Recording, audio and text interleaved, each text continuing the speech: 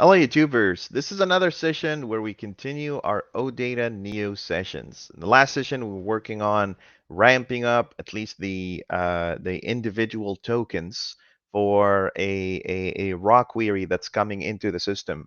And today we're going to continue that kind of journey, with being able to kind of, wrap up that piece and, think about, tokenizing multiple instances and multiple tokens in one single query. And I'm joined today by my dear friend, Sam. Shoot, how are you doing, brother? Up? Are you muted? I can't hear you. Sam? Sam? I can definitely hear Paul. Paul, Hey Paul, guys, how's yeah, it going? Paul, it's going great. Why did you turn off the lights? What Oh happened? God, is my camera playing up again? Hang on. Okay. There we go. Ding! I turned the lights on. Bloody chaos in my house this week. Just found out the Okay. wife's got COVID, so that's Oh, fun. are you serious? Oh, I'm sorry, Paul. Yeah, she's worked years in the NHS, right? She quit working for the NHS, spends 1 week working in a nursery, comes home with COVID. Nurseries, man, they're lethal. Yeah. They're like breeding grounds for hell. But hey, we're getting there. We're pulling through. Okay, Paul, I'm sorry about that. What is NHS? National Health? Oh, sorry. Yeah, you don't have the NHS over in We don't have Queensland. I health think. care here in America. We So just have, you had something called Obamacare, which was fairly close to it, I think, which was kind of like yeah. a national thing that was kind of set up to give people healthcare. Essentially, over here, we all pay, as well as paying tax on our wages, we pay national insurance, which is Ah, effectively like an insurance policy, essentially. But what it basically does is the government puts that money into the National Health Service, the NHS. So if we ever need to see, say, a doctor or end up getting pulled into hospital or need to call an ambulance for something, it's all just paid for. So no Brit ever has to worry about, for example, a ridiculous yeah. a ridiculous like health bill, because they've had an accident and ended up in hospital, and then the doctor comes out and goes, "Great, we've solved your broken leg. Here's your bill." So yeah, it's a really nice kind of like blessing for the UK, and there's constant debates over like how to handle it though, which is because it's a public service. Gotcha. Gotcha. I think, to be honest though, Yeah, I can hear you, Sam. Yeah, go yeah, ahead, Paul. I think healthcare should be a human right, and I think it should be brought in as law throughout the entire planet that everyone should have free access to healthcare. However, that's achieved, I don't know how that should be achieved, but I firmly believe, just like food and water and roof over your head, it should just be a fundamental, right? I heard something weird. Like, I heard in New Zealand, even if you're not like a resident or a citizen and you're just visiting for a couple of days and anything happens to you, they'll take care of you. You don't Oh have to yeah, pay anything. yeah. They don't ask for How details. They crazy is just that? take you in. They deal with you. They send you on your way. Yeah. That's crazy. Wow. But that's not how things work in America. So anyway, so let's talk about so Sam, you're good. Your internet is good. You're kind of your video is breaking out. I don't know, Paul, if you're getting the same experience, but Sam is like kind of cutting out. Paul, are you getting the same Oh yeah, thing? yeah. He's sort of like stuttering, I guess. Like the S- video feed is stopping every now and again. And it's Sam, like, shut down everything on your computer and join back in. Oh, now it's good. Don't do anything. Stop. Stop it. Stop. Stop. Hold. No, this one. Hold. Okay.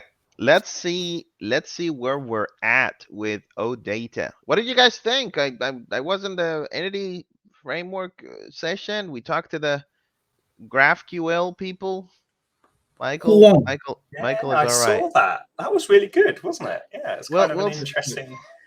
Well, Sam, it's not like winning or losing. It's more like, hey, what do you have and what I have, And I guess, it was.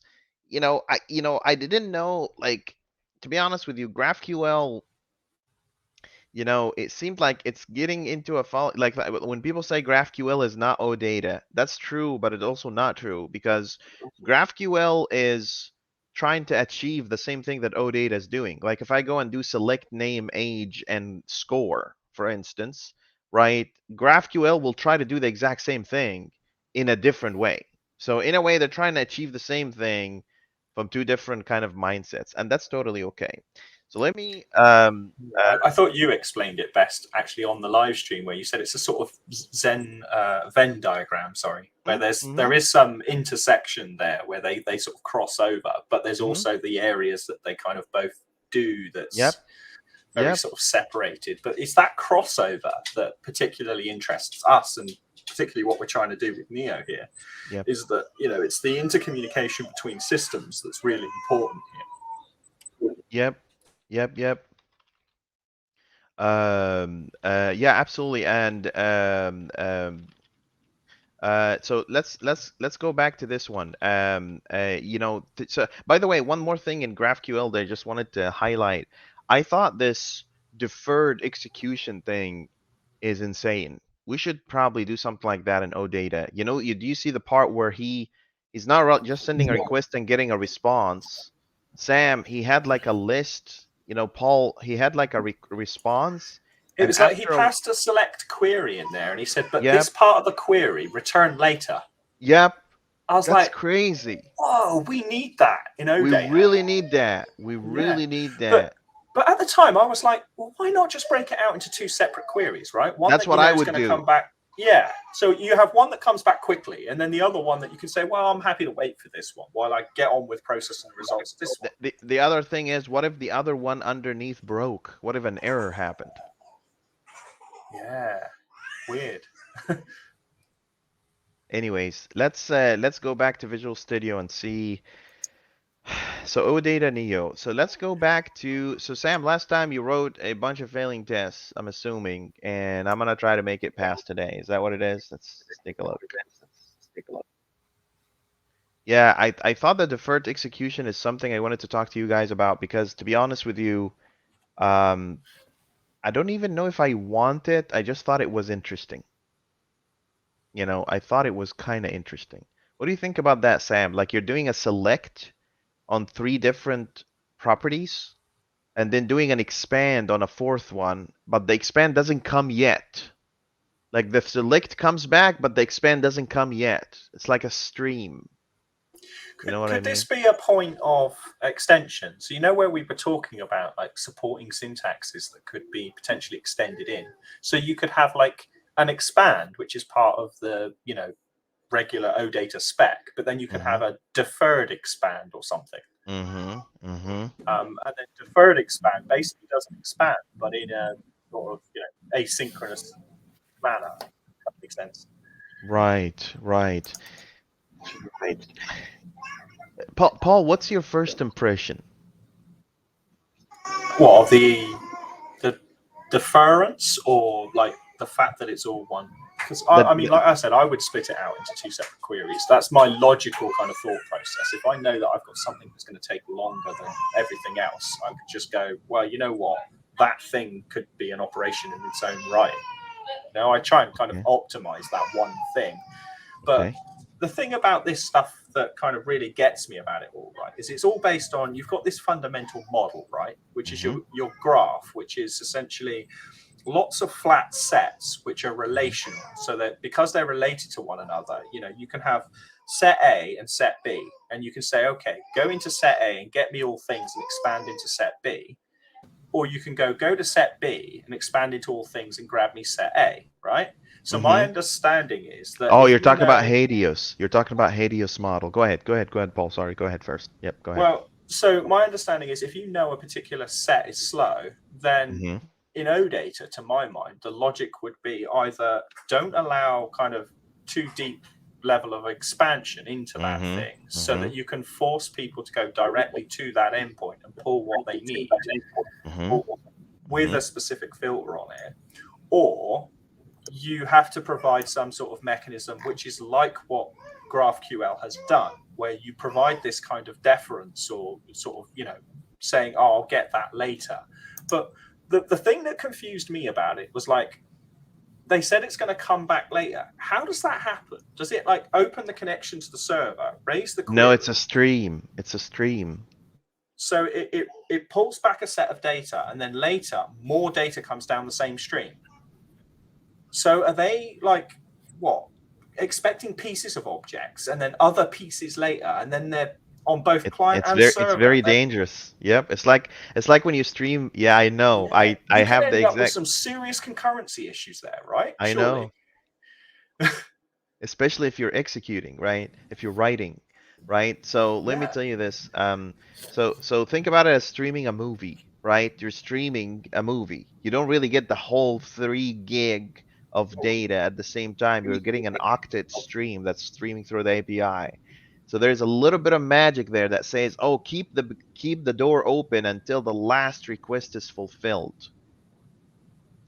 I just don't know if I want to do that kind of magic, Paul. I don't know. Why don't you just break things apart and play a unit of work and let everything smoothly and securely?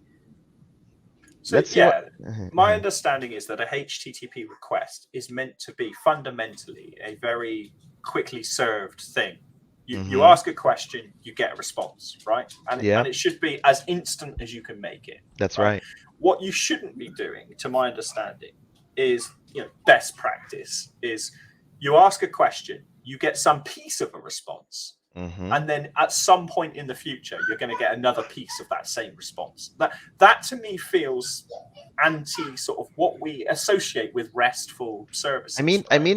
I mean, some engineers already solved that problem with the Hadeos model. Like, you get a response, and inside that response, you have links to nested entities for APIs that you can call later. GitHub does that. Like if you go to let me show you. It's beautiful. I love the Hadeos model. It's like a relational structure, but in REST. So let me just show you this real quick. This is one of my favorite patterns, and I'm gonna have to make a video about it. So if you go to api.github and go to Hassan Habib, for instance, right? Look, it says if you want to get the followers, here's a URL that you can follow to get the followers of Hassan. Oh, I think I've seen this. Yeah. It's called Hadeos model. So here it is, Hadeos model, and people spell it in all kinds of weird way, so don't get, kind of like if you're spelling it differently, that's okay. Here's Hadeos, and what it does is that it's hypermedia as the engine of application state. So you can go and say, hey, give me the object, but also give me links to expand into more details into that object. Oh, that's beautifully elegant. I know, right? But what about ON problems, right? So like if I'm getting set A and I want to say, okay, get me all the links, and every item that comes back from set A has a link to a B. Like that I don't know. What if I'm in a situation like where I want all the Bs? Oh, I see. I don't know. I know there's a solution, but I don't know. Yeah, so that would be an interesting. Or that using the navigation link. It's like navigation. Yeah. Navigation link to provide the detail. Yeah. For each navigation properties. But you see, that's the thing, Sam. They built these for non-relational model. Like your orchestration service could be sending you links to explore more data in the object that live in different data sources. So it's the same thing. So this is one of my biggest gripes with the current implementation of OData is the assumption is that behind OData, what we've got is something like entity framework that can patch all of those entities together. So when you expand into a related set, it just expands the SQL query that it builds out effectively by expanding the expression tree. Whereas what this model does is it says, okay, if you want to expand, here's the URL to go follow and get this URL. the other data. It's magic. It's pure magic. Whether or not that's a good idea, but when I started looking at this stuff initially, my thought was actually, if you consider the way that we put together applications, right, you normally have a list of T's, whatever they are. Let's say I've got a list of, I don't know, blog posts or something, right? And then what you do is you expand one of those entries. So that's following the link. right? But you do that as part of like a user operation. So the user clicks something like an expansion in a grid, and they get like a child view inside that, if that makes sense. So normally you don't want all of that expanded data in the initial set. You want it as a follow-up operation that comes later when the user requests it. So having that URL just given to you in the UI, in your raw data effectively, allows you to just say, and now I'll go back and do that second query. That's right. That's right. But that, yeah, there are scenarios, looking at my own code and looking at my own usages of OData, there are scenarios where I've actually wanted to expand into things, and I want to have that expanded data in the base set, if that makes sense. That's right. I can see kind of scenarios where you'd want both options. So maybe there needs to be like a separate like syntax for returning the links versus actually expanding. Oh, you know what? You know what, Paul? I think you're right, but let me just have Sam, kind of go ahead, Sam. Go ahead. I'll follow up after. Go ahead, Sam. And Sam froze. Sam, there you are. Yeah, I can hear you now. Go ahead. You're fine. Go ahead. So in the OData, we're using expand to include the detail the real data into the response payload for property of the other data. Yeah. And but before that, you can use in $select to include the link for each reference date, or using Really? Yeah, just include the link in the payload. A URL link? Is that already within spec then, is it? It's Sam, in spec. Sam, you're gonna have to make a demo for us on this. Are you serious? It's built-in functionalities. I mean, if you use the $expand, it expands the real data, embed the real data into the response payload, right? If you want to get the link, it's a built-in functionality. Just return the link without the real data. Oh, just a link. Oh, assuming that it's Hadeos. No. Here's what I'm talking about. So just hear me out. Hear me out. Imagine, so Paul is pulling this object, and the object is coming in. What we can do is that the expand can be translated to either navigate within an existing relational model or an API call. Oh my God, that would be oh my God. That means that we're combining the Hadeos model with the relational model, and you're basically underneath saying whatever that object is, if you educate me about where to get it from, I will get it for you either from an API or get it for you. And Paul, I think that lends itself to this deferred execution kind of thing, because the API call will take some time. Oh, I love this, you guys. This is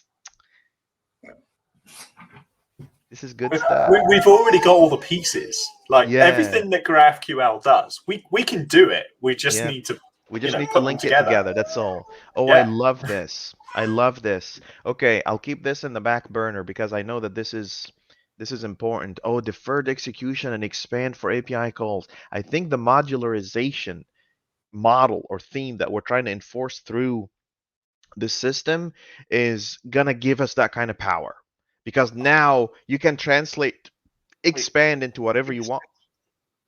Like expand doesn't have to just be an expression, that hits the database. It can be another API call that gets the data from somewhere else. Oh, I love this. This is great. Do you know what this reminds me of? Is EF's as split query. Where it's like select stuff from this table, select stuff from this framework. Table, Yep. But at the API level, so you're saying like select stuff from this endpoint, select stuff from this endpoint, patch it all together. I think the main power of OData is that it's not trying to teach you a new way to query. It just has its own language into executing the exact same query you're already familiar with. Like if you're on the database, you're gonna go and say select all where name equals Sam, right? In here, you're gonna go and say $filter equal name equals Sam. The same query, you're just speaking a different language, right? I don't have to invent an entire new. Why do I have to post to get data? That's just so weird. To me, that's weird. I don't know, man. I could be a little bit too. Yeah, that was one of the things that stood out for me with GraphQL. And I remember when I looked at it, it was a long time ago, so it's been a while since I've looked at it. But queries were gets and they were putting stuff in the body of a get. Mm-hmm. So you'd have a HTTP GET request with a body, and I looked at that and went, "That's weird." I actually had to go and look it up in the HTTP spec, and actually it's within spec that bodies are accepted on HTTP GETs, and I was like, "But I've never seen anything like this. Like, who does that?" It's just weird, you know? To be honest with you, it just didn't quite click, and I feel like the complexity of the setup and the magic is not always a good thing when it comes to building technologies. You have to be appealing, you have to be simple, there's certain things that you need to have in order for you to have your technology be something of interest to people, right? I personally think that there are things that we can learn from, but I also think that there's a little bit more to be done on the GraphQL side in order for things to kind of get into a state where it can be massively adopted. Massively adopted. That's the word. Yeah, my takeaway from GraphQL when I was looking at it was that OData felt a bit more open to me. Like there was less black magic going on. Like I knew that an OData query was generating an expression tree. I had some understanding of what expression trees were and how they worked. And I had some understanding of expression trees and link to SQL and things like that and how EF worked. So to my mind, I understood the bulk of the stack. With GraphQL, it feels a bit like a black box where I'm going to kind of construct this complex thing. It's going to do some weird black magic, and then out of it is going to become, the thing that I wanted. The overlay of similar data points, and then it omits it automatically. That was weird. That's a little weird. And like the way Michael was talking about it was that he was saying stuff like, "Oh yeah, well we just do things like aggregate models." Can you imagine aggregating large OData models when you've got I'd love to see it. Why? Yeah, I'd love to see it in a big enterprise system. I'd love to see what that looks like in an enterprise system, because that would be a little weird, I deliberately, when I build my OData APIs, when I actually build the application, I break my systems down. So I've got like what I consider to be like core, and then I've got B2B separately. So core contains all like my content management, document management type functionality. And then the B2B is all like the business stuff, transactional. So it's like got master data and invoices and things like that in it. But they're separate physical databases, but also separate physical API models as well. I can't imagine wanting to ever aggregate those into a single OData model, because what I'd end up with would just be this huge EDM thing that just like wouldn't be easy to navigate for consumers of my API. I wouldn't want to do that, deliberately. This is where like Swagger comes in, because when Swagger scrapes all of my API layer at the moment, it scrapes the whole API layer. So it's getting everything from every model. So this is where I started implementing my own metadata mechanisms to break that back down again. So, but with something like GraphQL, there is no metadata, right? It's built into your actual, your metadata is your endpoint kind of thing, because you're describing what you want as part of it. What? Maybe we're the old school people that are saying, oh, this is new thing, yikes, yucky, and maybe we have a point. Go ahead, Sam, your turn. So I don't know, man. It's there's a lot of concerns there, but it's definitely promising. I mean, people love it. People love GraphQL. A lot of people are adapting it. In terms of adaptation at the enterprise level, OData still have a very heavy presence. But actually, let's have Paul do this, Sam, because your internet is weird and you wrote the failing test last time. Go ahead, Paul. Let's make this one pass. Oh, let me. I don't know what happened to my internet. It lost the Wi-Fi frequently. Can you hear me? Yeah, I can hear you. I can hear you. You're kind of cutting out. Can you reset your router, Sam? Can you reset your router because you're breaking out?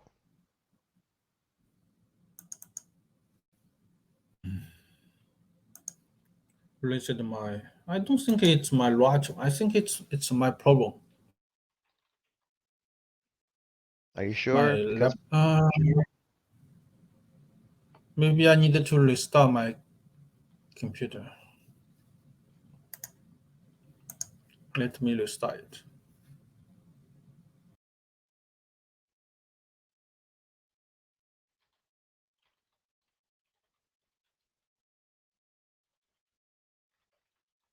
He's having real problems today. And the giggle you had with was it Sean the other day? Sean, yeah, exactly the same problem with Sean. Oh, I feel for him, man. I remember the days. It was years ago now, mind, where I didn't live here. I lived like 20 miles down the road, and it was next to a very small town that was nowhere near any sort of core infrastructure, and my internet connection was on the very end of a very long copper line. So I had like 10 miles of copper that went back to the nearest exchange. And, you know, like if I'd sacrificed a goat that day, the wind direction was in my favor, you know, I'd been blessed by the gods or whatever, I could probably get maybe a half meg, you know, and it was basically like dial-up speeds, you know, from a broadband connection. And, oh man, the amount of screaming and shouting I had at, you know, the internet service provider on an almost weekly basis because of just how bad it was. And they wouldn't even negotiate on the costs. So back then it was like, you know, 8 megs was like standard. Yeah. And they were charging me for an 8 meg line and giving me like half a meg. And I was just like, this is ridiculous. Like downloading a web page is difficult, you know? What's going on? Leave me alone. So what's the plan today then? We'll just keep getting those different types that you have until we get them all down, you know. Okay, so we probably just need to check that we've got them. How many have we got left to do? Do you know? Have you gone through it? We did on the complex tokens, we did about let's see, we did 1, 2, 3, 4, 5. We did 5 on the complex types. I don't know how many you put in there. We did the equals and hyphens. I think we're almost done. We did the GUID, we did the date-time offset. It will be nice if we ordered those. We did word and number, and now we have Boolean. I think we're almost done, Paul. We're almost there. I'll just add a bool.parse in here then, and we should be good, right? Yeah, I think so. I don't know that. Shush. Amazon, huh? Yeah. So if we do like a bool.parse. This was an ugly hack that's turned into a pattern now. Cool.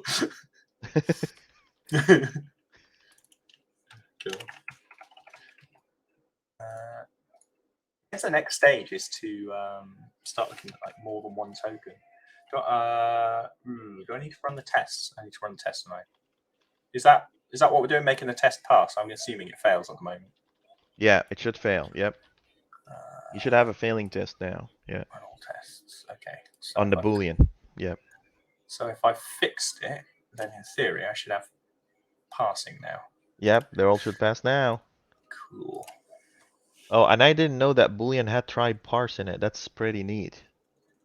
Yeah. It almost like all of them now have try parse implementation. I love that. Yeah, that's pretty beautiful. Much all of the scalar types.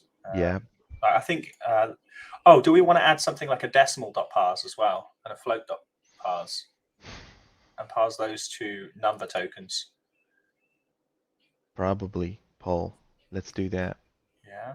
Write a failing test for what are you doing? Yep, write a failing test. Oh, that's fair. Make sure you commit that pass. Like copy the test name and say pass, and then Sorry, yeah. We're following the process. Trust the process, he says. Trust the process. Right. So there we go. That's the passing one. Now I need to make it fail, right? So I add in. So this is the thing. It's not going to be a new token type as such. It's just going to be a new case for an existing token type. To identify it as a number?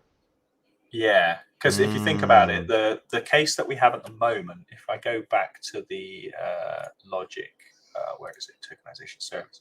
Yeah, the case that we have at the moment is parsing integers, But what if we had, say, a decimal value or a floating point value? Should we make types for decimal and floats? Well, Does it I help? wondered if they should just be treated as, because I Numbers. know, remember, numbers. yeah, last time when, so the last discussion we had was you felt that I had introduced too many token types and you wanted to kind of keep that to a minimum. Categories. Categories, not types. Types is okay. Okay, that's fair. So yeah, I mean, we can either have like number and like, decimal number, float number or something like that. But I also thought about things like there are some more complex types like geospatial things, which are like Oh, like coordinates. longitude, latitude stuff. Yeah, there's That's things why like if you that. that's why if you did decimal and double and all that, it will cover up these cases because you're basically going and saying, That makes sense. let's see what Sam thinks. Sam, should we treat all numbers the same and categorize them as numbers, or should we say, oh, this is a decimal, this is a float, this is an integer? What do you think? I don't know what's up with his internet today. Are you in the office, brother? No, at home. Okay. Shut down the BitTorrent Have and you the moved to Netflix. Dubai by any chance? Paul, because of Sorry. Sean, because of Sean Sorry. Finn too. That's true. Okay, Sam, what do you Sorry, think? Sean. Sorry, Sean. Pardon. That was hilarious, and it just kept freezing at the weirdest points, and I didn't know what to say about that. That was interesting. It was Yeah. very interesting. For this question, I think Oh, Oh no. and move on. It's not a big deal. it's not a big deal. You don't think so? Yeah.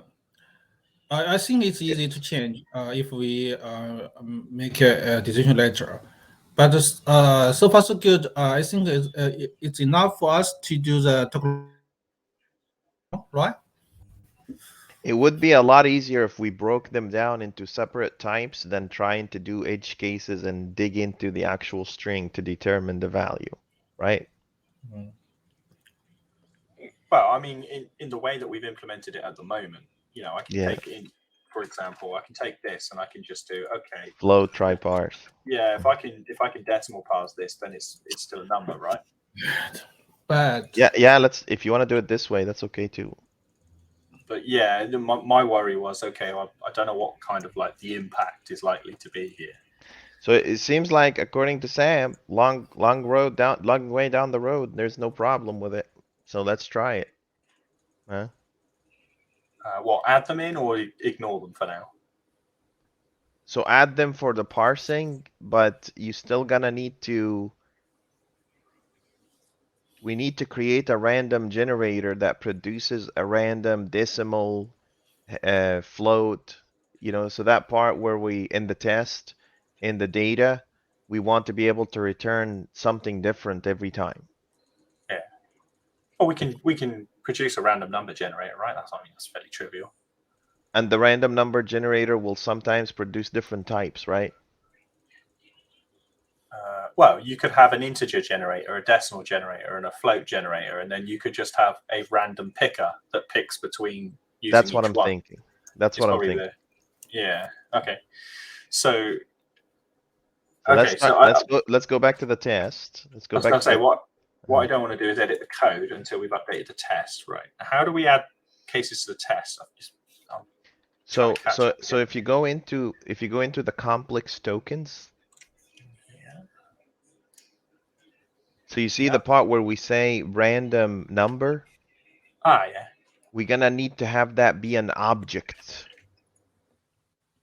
Like line 59. Oh, this one here. We need that to be an object, and the method that it's calling is returning sometimes decimal, sometimes integer, sometimes whatever. That makes sense. So yeah, instead of int range, we'd call something. Okay. Yeah. So okay. I can write it down if you want. Give me an idea of what you're thinking here. Okay. Do I just ternary it or something more complicated? No. Just write a function called getRandomNumberType. Okay. That returns an object. Object. Zoom in Yeah. a little bit, Paul. Control Shift dot on your keyboard. There you go. Okay. Random number type. Okay. Now we want to be able to generate a number between 0 and 2. Generate a number between 0 and 2. Okay, Yeah. so we say we can do this, what we're already doing, right? Yeah, yeah. But in the int range, you want to go Calling and this. say, yeah, yeah. Calling this, say, selector. Yep. And then we switch that, yeah? So inside that int range, put min as 0 and max as 3. Put aliases, please, Paul. The named parameters. Fair enough. Max is exclusive, so that's why this is going to go from 0 to 1 to 2. Now, we want to produce some array that will have a different type for every number. Yeah, I like that. No, I like that even more. Thank you for that. No, beautiful. Oh, I love your brain, man. That's Yeah. awesome. Oh, that's very, very good. I like Paul. Paul is smart. Paul is very smart. That's why I like it. I like to troll smart people. I've noticed. Let's do that. What have I done wrong here? Oh, okay. I Yeah, just haven't no, filled you're in the good. It's switch. just because you don't have a default case. Yeah. Yeah, So 0 will be just the normal integer, right? so I can just do Yep. what New I did int before, range, get basically. value. Yep. Yes, sir.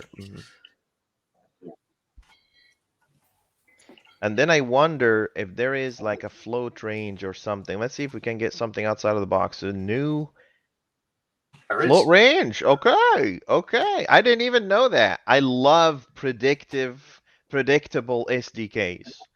And then what else? Do we have decimal range or something? Maybe double range. Nope. Oh, no, you have sequence generator decimal. Do you see it? Yeah. Dude, does that? Yeah, that just returns a. Yeah, this library is a badass. This is a Oh badass library. man, you should feedback though. That should be consistent, right? That should be It decimal should. range. They also have something called sequence generator boolean instead of random boolean. But let's see, is there a double? Is So there a double range? this is between 0 and 3, right? So the only other value I can have is a 3. Well, 3 is not included. And the switch will go green every time. Let's just find double. Is there a double there? Do we care about a double? Double range. There you go. Oh my God. They actually have double range. Not Nice. yeah, just type double range instead of SQL generator double, just type double range. Oh, they got double range, do they? Yep. What's the difference? What? I have no idea what's the difference. Wait, does this one not have It should have decimal range. It should. range? Nope. Why you do this? See, this is what I'm talking about when I say good, clean APIs, right? Consistency. Actually throw away the decimal range and just keep the double range. They're the same in a way. In a structure, they're the same. Yeah. Yep. So That's it. No. 3 is exclusive. It doesn't include 3. Yeah, so 0, 1, and 2 is exclusive. So it will never generate 2 here. Yeah. That's my it. bad. That's it, my friend. And then just make this method static, private static, and you're done.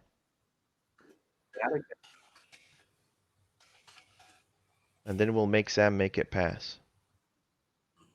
Sam, do you want to make that test pass? We have a cope, Sam. I realise the complexity here is just deep. The problem here, Paul, is that the test might just pass. No, run first. Don't commit yet. The problem here, it might pass because they're all parsable by an int. Oh, good shout. Yeah. See? So how do we solve this problem? I mean, we did a great piece of data generation. The problem with the int parse is that it doesn't even matter because we're saying it's just a number, right? I don't know, honestly. I don't know the answer to that question.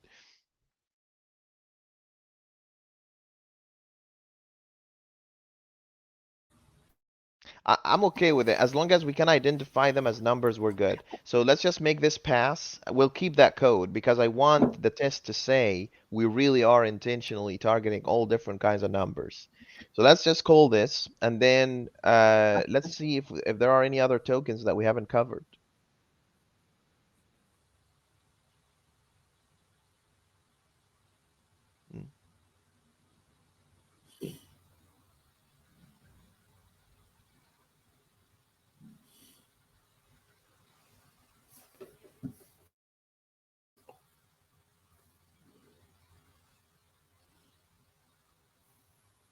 Mm. Mm.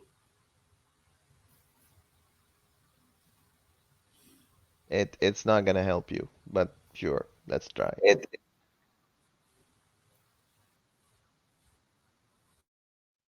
Oh, you're on mute, Paul. Sorry. If you parsed it as an integer and what was passed in was a decimal, then when you toString it again, you're going to get the integer value back. You're not going to get the original decimal, right? But we're not changing the value. We're just determining whether it's a number or not. Like we're keeping the raw query.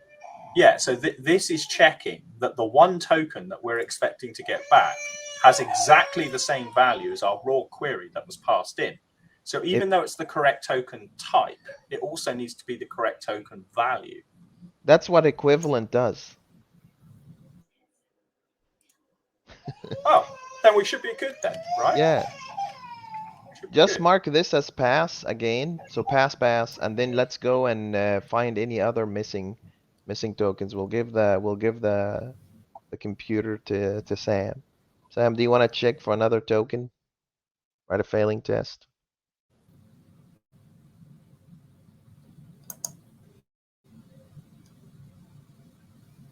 So just Paul, just so you understand, be equivalent to checks both the type and the value, but not the reference. Yeah, Sam's internet today is really bad. I can't even hear the brother. Sam. Okay, no worries. Why is it trimming the decimal places off then? Is it? What is it? It's not. Put a breakpoint. Let's see. Then how is the test passing? So sorry, I'm missing something here, right? So if we go into the tokenization service, right? Mm-hmm. If I've got my raw query, right? Let's say for argument's sake it was 123.456. Okay. Mm-hmm. If I try and parse that as an integer and it goes, yeah, okay, I've parsed that as an integer. I've got 123, right? So that's my value, 123. No, it keeps the raw query. It doesn't touch it. Look at. We're just keeping the raw query. Oh, of course, yeah. Bollocks. So the way that we need to fix this then is, sorry, all kinds of brain fart. Yeah, brain fart. So we need to take this, don't we, and toString? No, we don't. No, we don't. We just want to keep the raw query as is. We just want to know what type it is. That's all. Right. Okay. Okay. Yeah, just put a pass there and write a failing test for a type that we don't have, and we'll let Sam make it pass. All right. I don't know what happened to this having a brain fart. Look, I can't wait. Sam, are you with us? My network broken. You're blocked. Well, go ahead. Yeah, just mark it as pass and let Sam write a failing test, Paul. Okay. Well. No, this is good. Keep it. Keep it. Okay. So the commit I've already got is a pass one, so I'm going to have another pass one, yeah? Yep. You technically need to give Sam a failing test, but we're gonna wrap up really soon, so we'll let Sam write a failing test. Unless you can put one real quick, Paul, and let Sam make it pass. Well, what do you suggest? Yeah, let's put a quick one. Let's see if we can find a type that we don't have. Well, what type did we not cover? I know you had a lot more than what we have here.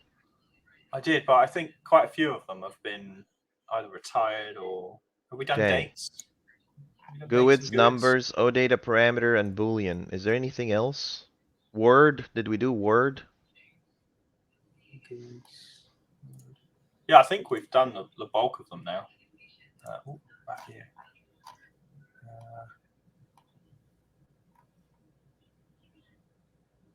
No, we had a load of questions about Word, didn't we? And OData parameter versus Word.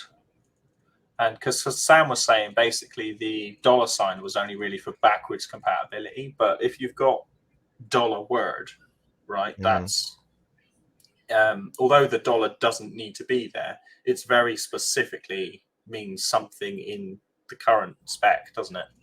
Right, right. So there's some confusion there over kind of. So just to confirm, we did cover Word, right? Not yet. Not yet. Looking Okay. at this, not yet, no. Okay, give Sam a Word one, and let's see how he's gonna make it fast. A word would be just a mnemonic string, which is the random literal. The only difference is that this guy doesn't have a $sign. Here you go, Sam. Let's make this one pass. Does that fail? Yeah. Are we not? Oh yeah, we're good. Yeah. Okay, so this one here,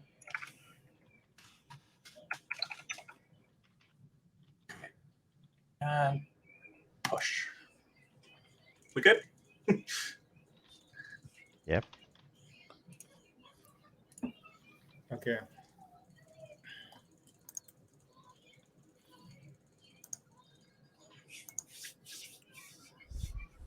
All right, Sam, you're it. You're it. You are it. Here's Sam. Shoot. It's Okay, so loading. this is basically our Sam, you're on a website. Yeah, I know. It seems from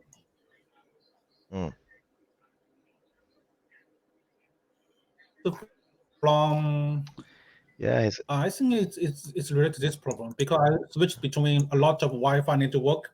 I bring my laptop to the office and back. It's switch between. I think it could related, so it make my network unstable. But I will fix it later. okay, no. So you can do it through. You can reset everything through. Is it netstat? No, ipconfig, isn't it?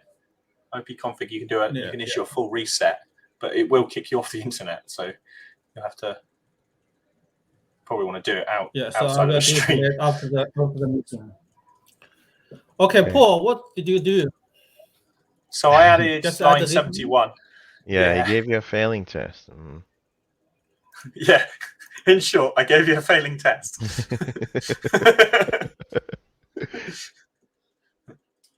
I'll be Nick for today. I've broken everything. Fix it.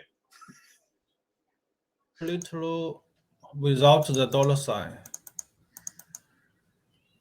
Yeah.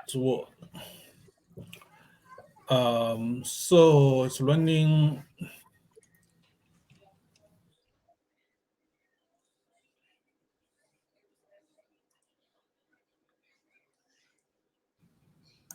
My thinking is it will just be the last case on our switch block, right? So you have a parameter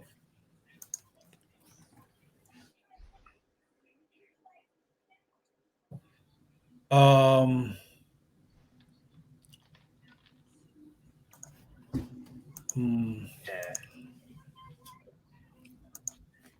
So put like an if starts with $, there, and else return a word. Can I do like this one? Or no, you can do when, can't you? Yeah. When raw query dot starts with $.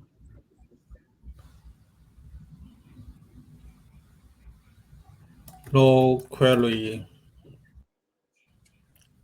Come on. Stop. Wow. You should get a computer, mate. Just coding on a potato doesn't work. Yeah, he is. He's literally coding on a potato. It's annoying. Let's Nuts, go, man. dude. All right, Sam. Just for the. Sam, hang on. This is just for the stream because it's really cutting out in here. Let's just have you fix your internet and let's finish that test next time because we're almost at time. Does that sound like a plan? Because it's really cutting out in here. We can't see you. You'll see the recording. Just on Monday, man. Just Monday. Let's make it work. Okay? Would that work with you, Sam? Or do you still want to do it anyway? Okay, go ahead. Keep going. Okay, keep going. Okay, keep going. Maybe I can take the next one.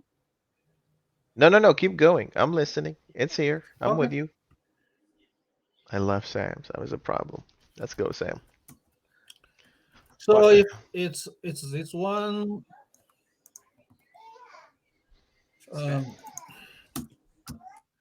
right?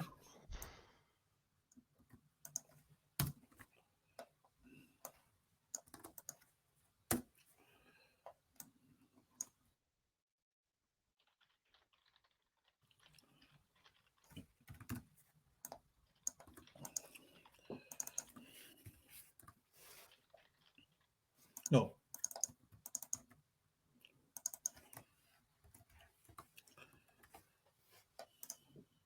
There we go. That should do it. He's doing it. Yeah. All right, Sam. Sam Shu. He jumps. He dunks. He scores. Master. Master. Done. It's gonna be very interesting about the breakdown, of each and every token in a longer string. But anyway, yeah, commit. Why did it fail again? What happened? Yeah, sorry for the bad network. No worries, Sam. Commit the passing test and let's connect next time, guys. I don't think he's run it yet. That's why it's still showing as failing. Oh, he didn't? Okay. So we're almost at time, guys. Let's connect next time. Sam, fix your internet, fix your freaking internet. I don't know, I feel I'm being hassled. Like someone is every time now I'm going on a stream, someone is having an internet that's, on a potato or something. Anyway, I appreciate you guys for coming in today. I wish you a good weekend. I'll try and have bad internet on Monday, Yeah, just to make you feel at home. Just throttle. I'll talk to you guys later. Sam, take care. We'll talk to you later if you can hear us. Yeah. Sam.